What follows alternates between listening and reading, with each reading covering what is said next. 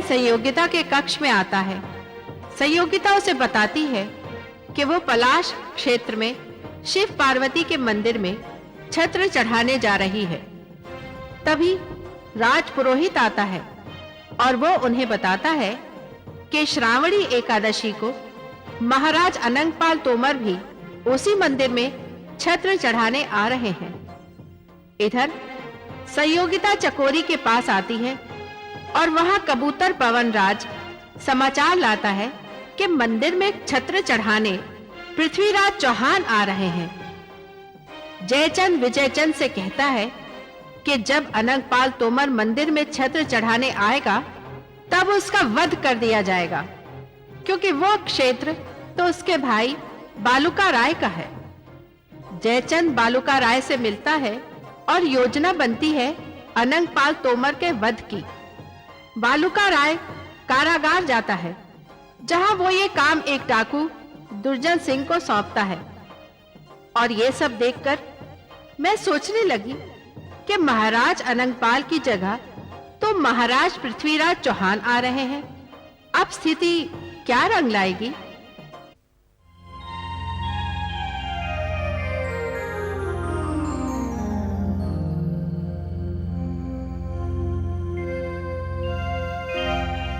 राजकुमारी, राजकुमारी, चकोरी, तुम लो। लगता है मैं हवा से बातें कर रही हूं। क्या हुआ चकोरी? पूछ रही है क्या हुआ? कहां खोई हुई थी आप? चकोरी, खोने की तो बस एक ही जगह है। हमारा ध्यान है कि उनसे हटता ही नहीं। जहां देखती हूं उन्हीं की छवि दिखाई देती है। हाँ राजकुमारी, क्योंकि दिन में सपने नहीं देखे जाते। अच्छा, सपने देखने का भी कोई समय होता है चकोरी? राजकुमारी जी, इसीलिए तो मैंने कहा था कि महाराज पृथ्वीराज चौहान को आपके मंदिर जाने का समाचार दे देते हैं। चकोरी, तू क्या समझती है, हमारा प्रेम इतना कच्चा है? नहीं चकोरी, नहीं। हमने उन्हें अपने अंतर मन से बुलाया है, तो क्या वो हमारे हृदय की पुकार को नहीं सुनेंगे? राजकुमारी, इतना विश्वास है आपको अपने प्रेम पर? चकोरी, वो प्रेम ही क्या जिसमें विश्वास ना हो। अच्छा राजकुमारी, तब तो मैं भी पुकारूंगी अपने हृदय से अपने प्रेमी को। हाँ चकोरी, अगर तुम्हारा प्रेम सच्चा है तो तुम्हारा प्रेमी अवश्य सुनेगा तुम्हारे हृदय की पुकार को। राजकुमारी जी, कहीं चंदा और चकोरी का प्रेम भी कभी झूठा हुआ है?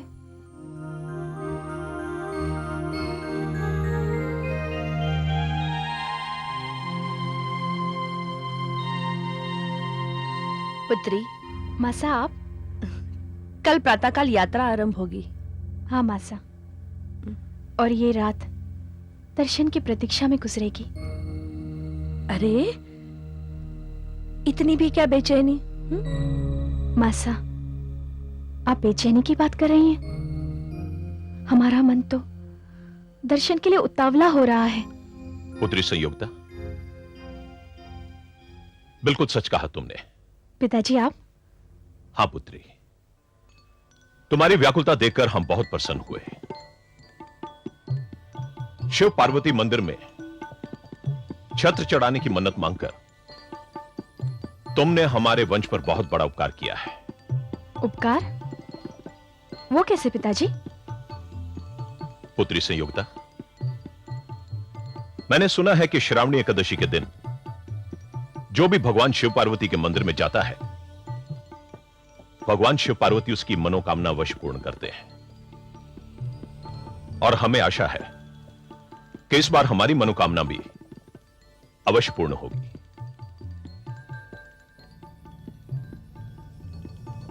किंतु यह सब कुछ संभव हो रहा है सिर्फ तुम्हारी ही वजह से।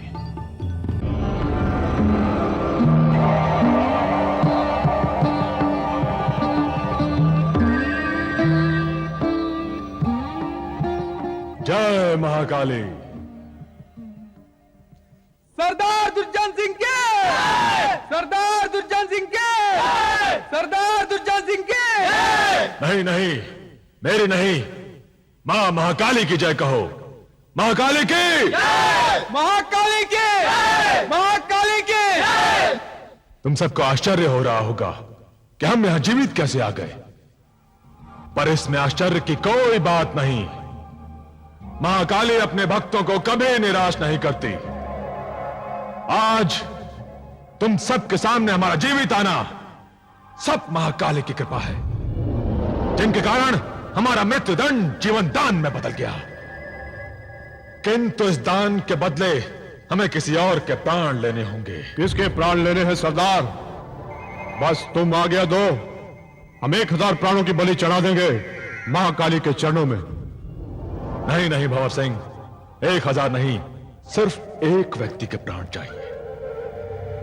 इसी शर्त पर बालूका राय ने हमें जीवन दान दिया है और हम भी उसे वचन देकर आए हैं। किसी विशेष व्यक्ति की जान लेनी है क्या सरदार? हाँ भंवर सिंह। कौन है वो व्यक्ति सरदार? भंवर सिंह, वो व्यक्ति है इंद्रप्रस्थ के महाराज अनंगपाल तोमर।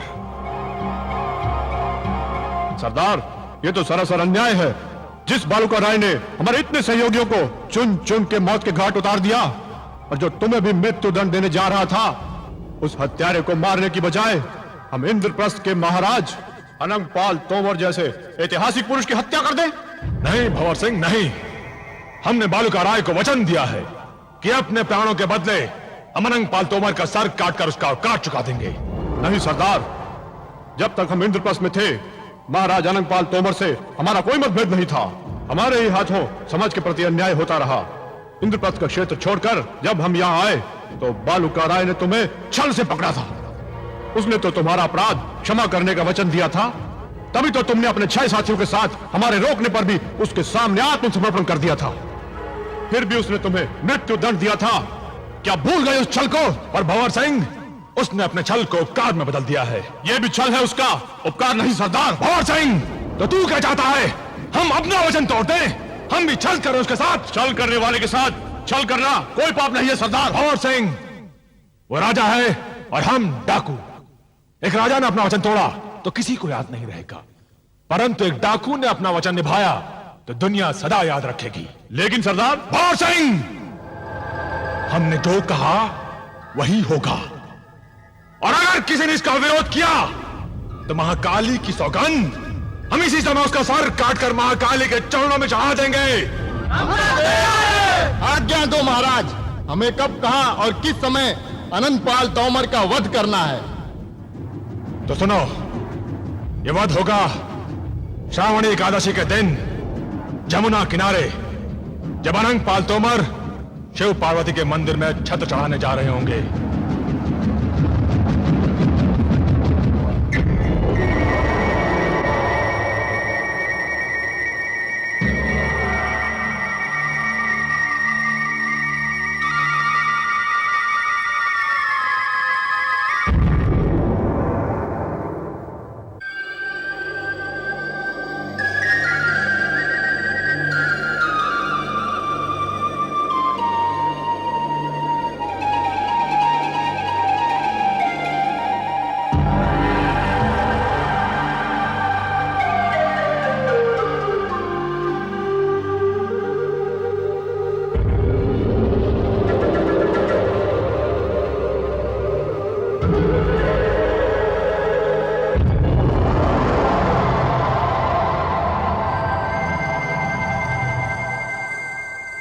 महाराज की जय हो।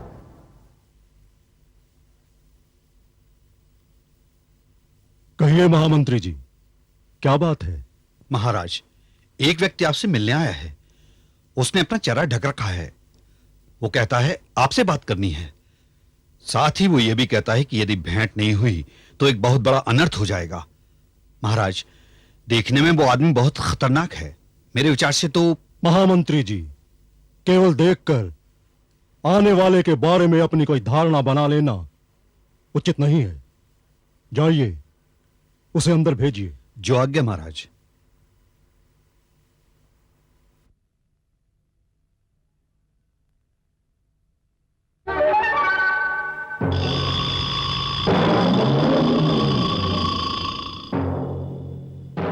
महाराज, यही है वो व्यक्ति। महाराज की जय हो। लगता है तुम किसी से छिपकर हमसे मिलने आए हो, मगर तुम्हारे लिए यहां कोई भय की बात नहीं है। अपने चेहरे से यह चादर हटा दो। महाराज, आपने सच कहा है। मैं अपनी जान हथेली पर लेकर आया हूं।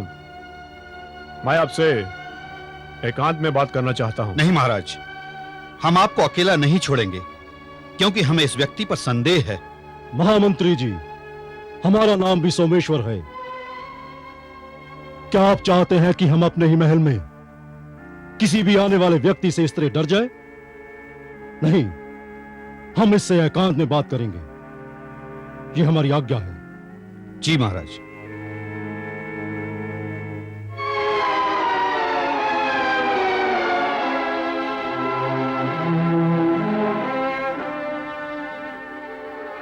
महाराज, मैं जानता हूं कि मेरा परिचय जानकर आपको कोई प्रसन्नता नहीं होगी, मगर स्थिति ही कुछ ऐसी है। मेरा नाम भंवर सिंह है और मैं डाकू दुर्जन सिंह का साथी हूं।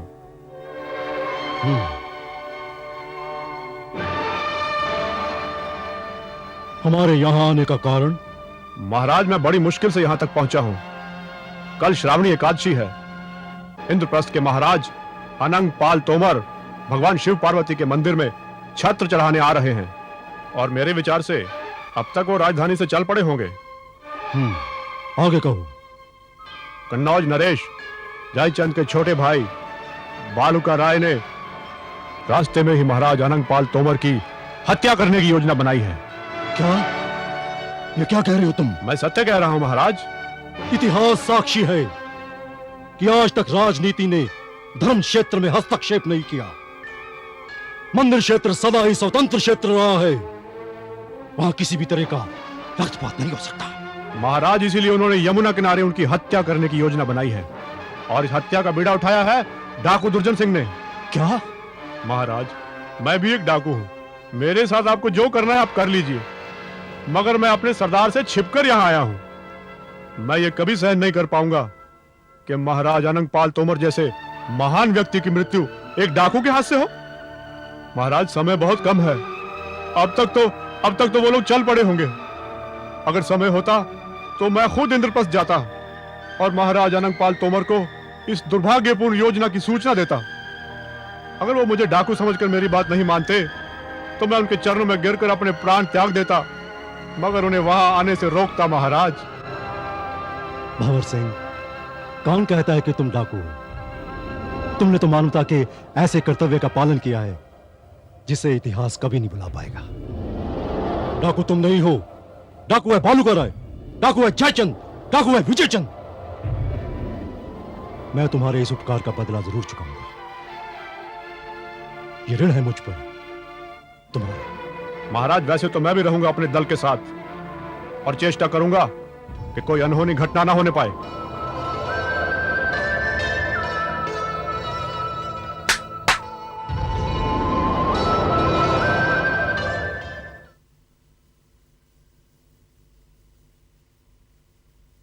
जी महाराज। महामंत्री जी, हमें शीघ्र ही प्रस्थान करना है। जो आज्ञा महाराज। भंवर सिंह, अब तुम भी चलो। तुम्हारे दल वाले तुम्हारी प्रतीक्षा कर रहे हैं। जी महाराज। महामंत्री जी, 25-30 सरदारों को तैयार करो। हमें शीघ्र ही प्रस्थान करना है। पर ऐसी क्या बात हुई महाराज? ये हम तुम्हें रास्ते में समझा देंगे। जो आज्ञा महाराज।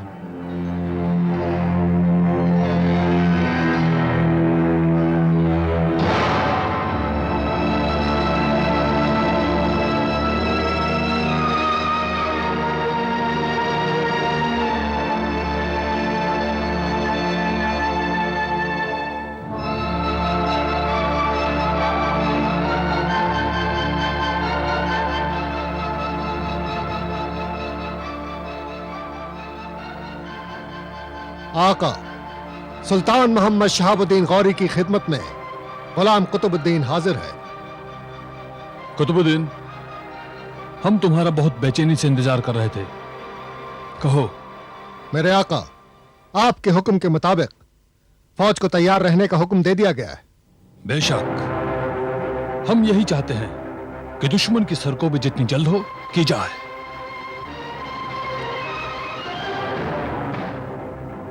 हम अपने मगरूर दुश्मन का सर अपने कदमों में झुका हुआ देखना चाहते हैं कुतुबुद्दीन। मेरे आका, मैं सिर्फ आपके हुक्म का मुंतजिर हूं और अल्लाह ने चाहा तो आपकी ये ख्वाहिश आपका गुलाम पूरी करेगा। कुतुबुद्दीन, पृथ्वीराज ने तुम्हारे सुल्तान की न सिर्फ ताकत को ललकारा है, बल्कि उसने हमारे वकार, हमारी इज्जत को भी ललकारा है। उसने हमारे बागी भाई और रक्कासा चित्ररेखा को पनाह देकर उसने तुम्हारे सुल्तान के जज्बात से खेलने की कोशिश की है। तुम्हें गिरफ्तार करके और फिर तुम्हें इस शर्त पर रिहा करके कि तुम हमें उसका यह पैगाम सुनाओ कि न वो सिंध का दाहिर है और न लाहौर का मलिक खुसरो, बल्कि वो इंद्रप्रस्थ का पृथ्वीराज चौहान है। पृथ्वीराज चौहान अपने गुरूर की हदों को पार कर चुका है। अगर उसे इस गुस्ताखी की सजा ना दी गई तो कुतुबुद्दीन, ये न सिर्फ हमारी बल्कि हमारे वकार की शिकस्त होगी। मेरे आका, आपके वकार की शिकस्त गुलाम की मौत होगी। कुतुबुद्दीन, हम फौज को कूच का हुक्म देने से पहले तुमसे दरियाफ्त करते हैं, क्या इस समय इंद्रप्रस्थ पर हमला करना मुनासिब रहेगा? मेरे आका, मेरा मुशाहिदा कहता है कि इंद्रप्रस्थ पर हमला करने के लिए अभी मौसम साजगार नहीं है। हम कुछ समझे नहीं कुतुबुद्दीन, तुम कहना क्या चाहते हो?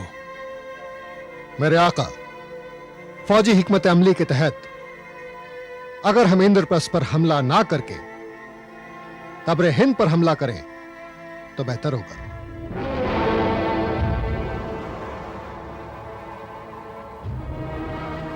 तब्रे हिंद पर हमला कुतुबुद्दीन? जी हां मेरे आका, तब्रे हिंद, जिसका दूसरा नाम भटिंडा भी है, यह पृथ्वीराज चौहान की सल्तनत की सरहदी चौकी है। इसकी अहमियत इंद्रप्रस्थ के लिए वही है जो दर्रा खैबर की हिंदुस्तान के लिए है। यानी अगर दर्रा खैबर हिंदुस्तान का दरवाजा है तो तब्र हिंद इंद्रप्रस्थ का दरवाजा है। हम तुम्हारी तदबीर और हिकमत अमली के कायल हो गए। बेशक तुम्हारी राय से हमें 100% इत्तेफाक है।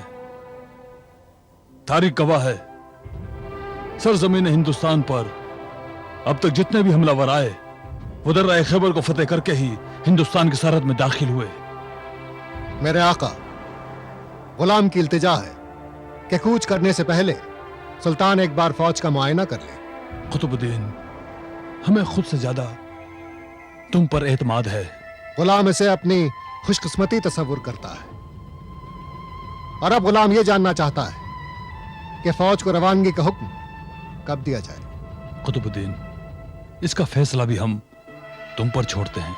मेरे आका, गुलाम ने कूच का वक्त रात के दूसरे पहर पर मुकर्रर किया है। इस तरह हम तब्रे हिंद रात की तारीकी में पहुंचेंगे। और मेरे आका, हिंदुस्तानियों की यह रिवायत है कि वो सूरज गुरूब होने के बाद जंग नहीं करते। उनकी इसी कमजोरी का फायदा हम उठाएंगे। रात की तारीकी में किया हुआ हमला दुश्मन को सरासीमा कर देगा। वो इस अचानक किए हुए हमले की ताब ना ला सकेंगे और हम अपने बहुत ही कम नुकसान के साथ तब्रे हिंद पर काबिज हो जाएंगे।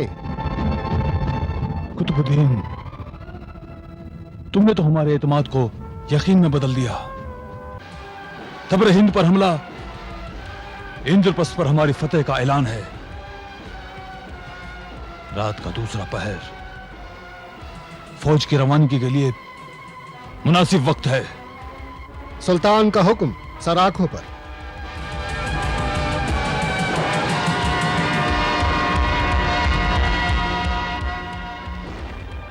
नस्र मिनल्लाहि व फतहुन करीब।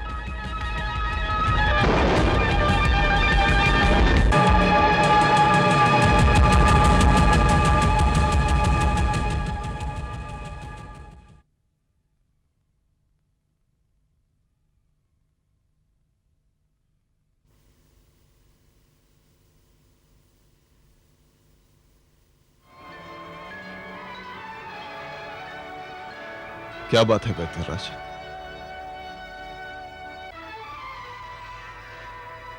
महाराज का शरीर अग्नि जैसा तप रहा है। ये ज्वर तो अपने समय पर ही उतरेगा। वैद्यराज, आप जिसे ज्वर कह रहे हैं ना, वो तो वीरों का उत्साह है।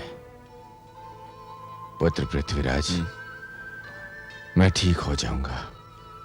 हाँ नाना साहब, मां भवानी की कृपा से आप बिल्कुल ठीक हो जाएंगे।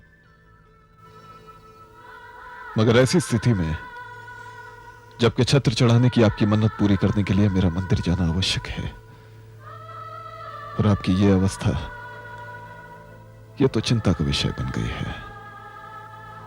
नहीं पुत्र, तुम मेरी चिंता बिल्कुल मत करो। मेरी चिंता तो भगवान शिव और माता पार्वती करेंगी। बस तुम तो मेरी मन्नत का छत्र चढ़ाने मंदिर चले जाओ। महाराज, महाराज। सामंत मीर हसन, आप यहां? गुस्ताखी के लिए माफी चाहता हूं हुजूर, बगैर इजाजत चलाया। मगर हालात ही कुछ ऐसे बन गए थे कि मैं वैद्यराज जी, आप जाएं। जो आज्ञा महाराज। जी, कहो क्या हुआ? महाराज, वही हुआ जिसका डर था। मेरा अंदाजा बिल्कुल सच निकला महाराज। कोई गंभीर बात लगती है। हाँ महाराज, मुझे नागौर के महल से अभी अभी इत्तला मिली है कि सुल्तान मोहम्मद गौरी की फौजें बड़ी तेजी के साथ भटिंडा की तरफ कूच कर रही हैं। क्या कहा? उस दुष्ट का ये साहस!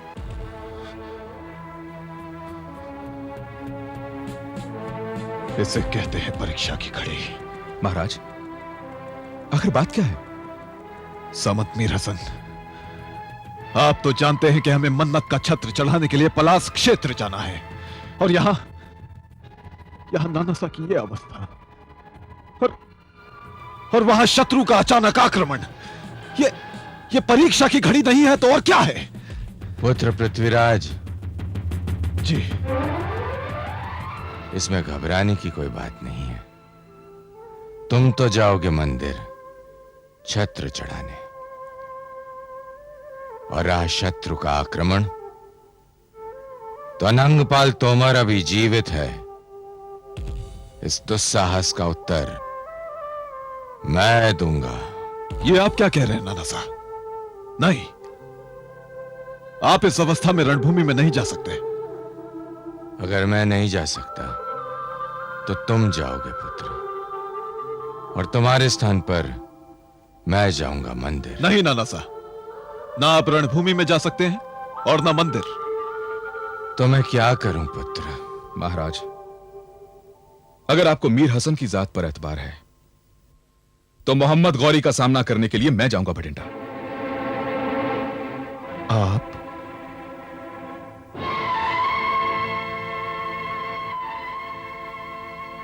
आप जाएंगे भटिंडा? आप जाएंगे मोहम्मद गौरी का सामना करने? इसका मतलब यह हुआ महाराज कि आपको मीर हसन पर भरोसा नहीं है?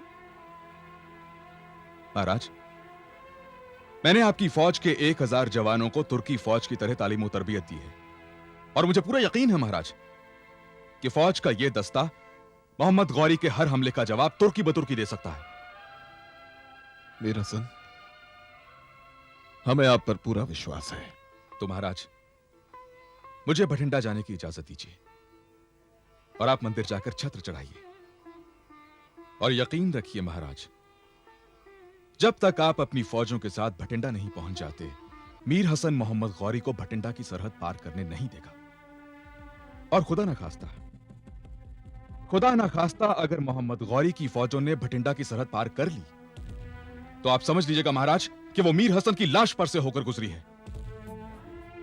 महाराज, सुल्तान मोहम्मद गौरी का आप पर हमला करना सिर्फ मेरे और चित्ररेखा के सबब है। एक और मैंने चित्ररेखा को उनकी उकाबी नजरों से दूर करके उनके गुस्से पर तेल छिड़का है, और दूसरी ओर आपकी सल्तनत में पनाह लेकर आपको उनका दुश्मन बना दिया है महाराज। कुतुबुद्दीन की गिरफ्तारी और रिहाई ने सुल्तान के गुरूर को और भी ज्यादा भड़का दिया है महाराज, और इन सब की जिम्मेदारी सिर्फ मुझ पर आयद होती है, मुझ पर। अगर आपने मुझे भटिंडा जाने की इजाजत नहीं दी महाराज, तो मैं जिंदगी भर अपने आप को गुनहगार समझता रहूंगा। यह बात ठीक है महाराज के सुल्तान से मेरा खून का रिश्ता है, वो मेरे भाई हैं, मगर अब मैंने वो रिश्ता तोड़ दिया है। अब मैं आपका सामंत हूं महाराज, और मेरी वफादारी सिर्फ आपके लिए है। मेरी जिंदगी पर आपका एहसान है महाराज पृथ्वीराज चौहान, और मेरे जिस्म पर पूरे इंद्रप्रस्थ का एहसान है। मैंने आपका नमक खाया है महाराज, और अब मैं उस नमक के हक को अदा करना चाहता हूं। अगर आपके दिल में इस बात पर जरा सा भी शक है कि मैं मोहम्मद गौरी का भाई हूं, और यह रिश्ता मैदान जंग में मेरी कमजोरी का सबब बन सकता है, तो मैं इस बात का सबूत अभी और इसी वक्त दे सकता हूं, अपना खून बहाकर। नहीं मीर हसन, नहीं।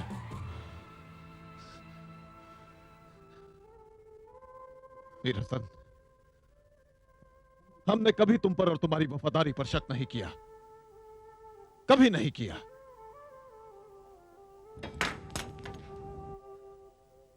भटिंडा तुम ही जाओगे, और हम जाएंगे मंदिर छत्र चढ़ाने। हम ईश्वर की सौगंध खाकर कहते हैं मीर हसन कि हमने तुम्हें कभी अपने शत्रु का भाई नहीं माना, बल्कि हम तो तुम्हें अपना भाई मानते हैं। और आज हम ये गर्व के साथ कह सकते हैं कि हमारा भाई अपनी मातृभूमि के लिए, अपने देश की रक्षा के लिए उस शत्रु से लड़ने जा रहा है जिसने हमारी सीमाओं की स्वतंत्रता और हमारे देश की स्वतंत्रता को छीन लेने का ऐलान किया है। भटिंडा तुम ही जाओगे मीर हसन, तुम ही जाओगे। हाँ मीर हसन, लगता है कि समय नया इतिहास लिखने जा रहा है, जिसमें यह सिद्ध होगा कि अपनी मातृभूमि की रक्षा के लिए उसके सपूत खून के रिश्तों को भुलाकर अपना खून किस तरह बहाते हैं। बहुत बहुत शुक्रिया महाराज।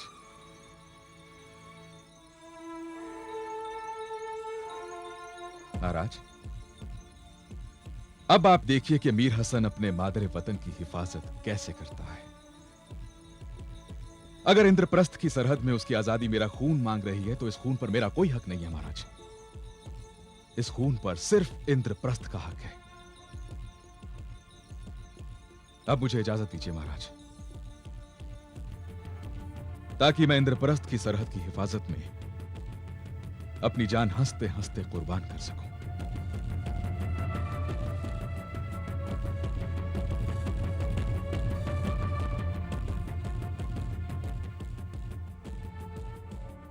जाओ मीर हसन, जाओ। हमारी शुभकामनाएं तुम्हारे साथ हैं। भगवान तुम्हारी रक्षा करे। जाओ। खुदा हाफिज महाराज।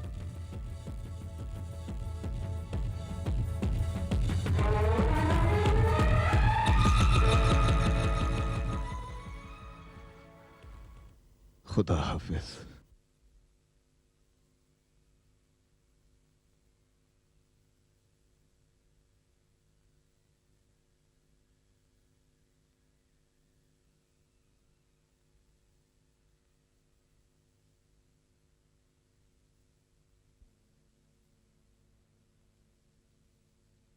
चकोरी, सोई नहीं क्या? राजकुमारी, ये रात भी कोई सोने की रात है, जहां प्रीतम से मिलन की आशा के मोती बरस रहे हैं, जहां आंखों से प्रेम की छमाछम बरसात हो रही है, वहां नींद आ सकती है? हाँ चकोरी, हमारा भी हाल ऐसा ही है। एक बात तो बता, जब मनुष्य प्रेम करता है तो उसमें इतना बदलाव कैसे आ जाता है? जब तक हमने महाराज पृथ्वीराज चौहान को देखा नहीं था, जब तक उनका प्रेम हमारे मन में नहीं था, हमारा मन एक उड़ते पंछी की तरह था। ना आंखों में प्रतीक्षा थी और ना मन में व्याकुलता। पर अब ऐसा क्यों है? प्रेम दो आत्माओं का मिलन है राजकुमारी। दो शरीर एक दूसरे में मिल जाते हैं। सांसों में किसी के सांसों की सुगंध समा जाती है, आंखों में किसी के सपने, मन में किसी के प्रेम की ज्वाला दहकती रहती है। तब मन अपना मन नहीं रहता, आंखें अपनी आंखें नहीं रहती, सोच अपनी सोच नहीं रहती। सब कुछ तो बदल जाता है, सब कुछ किसी और का हो जाता है। रात को नींद नहीं आती, दिन में चैन नहीं आता, बस आती है तो किसी की याद, जो आती ही चली जाती है। चकोरी, कहने को तो ये एक रात है, लेकिन इसका हर एक पल एक युग के समान लग रहा है। एक अनजान सी पीड़ा है, एक मीठा मीठा सा दर्द है, एक अजीब सी बेचैनी है। ये तो अच्छा हुआ चकोरी कि हमने तुम्हें अपने पास बुला लिया, वरना न जाने ये रात हमारे साथ क्या करती। हाँ राजकुमारी, अगर मैं आपके पास ना आती तो पता नहीं इस रात की तन्हाई मेरा क्या हाल करती। चकोरी, जो दशा हम दोनों की है, क्या वही दशा उन दोनों की भी होगी? राजकुमारी, हृदय लेने और हृदय देने का नाम तो प्रेम है। राजकुमारी, ये वो अग्नि है जो समान रूप से दोनों ओर जलती है। जो इधर हो रहा है वही उधर भी हो रहा होगा। चकोरी, ये क्या? हाँ राजकुमारी, इसे कहते हैं आंखों में रात काटना। जब मिलन की घड़ियां पास आ जाती हैं तो आंखों से नींद रूठ जाती है, भोर बिन बुलाए आ जाती है, सवेरा अपने आने का संकेत दे रहा है। राजकुमारी, सुन रही हैं मंदिर की घंटियां? ये कह रही हैं, चल भोर भई, तुम्हें यात्रा पे जाना है। हाँ चकोरी, न जाने कब इन दर्शन की प्यासी आंखों की प्यास बुझेगी। प्यास तो तब बुझेगी राजकुमारी, जब यात्रा समाप्त होगी, और उसके लिए आवश्यक है यात्रा को आरंभ करना।